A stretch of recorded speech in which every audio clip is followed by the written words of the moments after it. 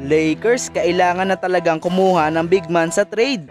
Phoenix Suns naka-jackpot naman sa kanilang bagong sentro. Pero kung bago ka pa lang sa aking channel mga idol, ay huwag kakalimutan na mag-like at subscribe for more NBA updates. Maraming salamat po. Para sa ating unang balita mga idol ay patungkol dito sa LA Lakers. Kanina nga po sa laban ng Lakers at Clippers, tambakan nga po ang nangyari sa game na ito mga idol. Nakakasabay naman po ang Lake Show nung una, pero pagpatak ng second quarter ay dito na nga po biglang lumobo ang kalamangan ng LA Clippers. Pinilit naman pong humabol ng Lakers, pero na-maintain nga po ng Clippers ang kanilang kalamangan hanggang dulo. Kaya naman natapos ang laro sa score na 116-102. 21 points and 12 assists si James Harden, 22 points si Norman Powell, 21 points and 19 big rebounds si Ivica Zubac, at 19 points si Kawhi Leonard. Sa Lakers naman po ay 25 points, 11 assists and 5 rebounds si LBJ, 16 points and 10 rebound lang si Anthony Davis. Kitang-kita natin sa laban na ito mga idol na kinakain lang sila ni Ivica Zubac sa ilalim ng basket at talagang hirap si Anthony Davis sa mga ganitong klaseng sentro.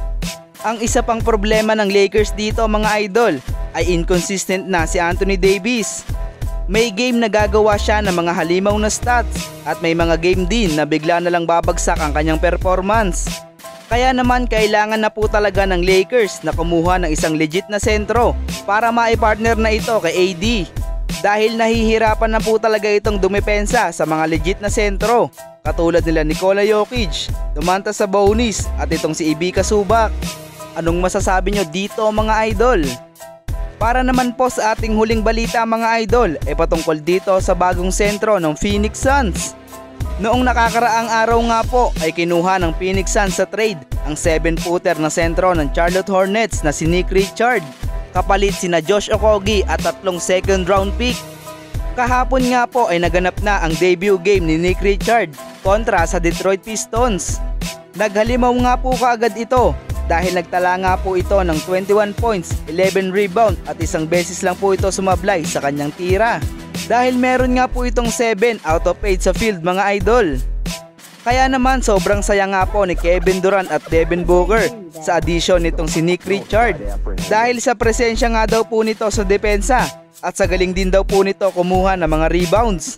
Kaya naman sobrang laking tulong nga daw po nito para sa kanilang koponan. Sayang lang at hindi ito napunta sa Lakers mga idol. Dahil mareresolba na nga po sana nito ang problema ng Lakers pagdating sa front court. Kayo ba mga idol? Anong masasabi nyo sa video na ito? I-comment lang yan sa baba at ating babasahin. Paki-like and subscribe po mga idol. Maraming salamat po.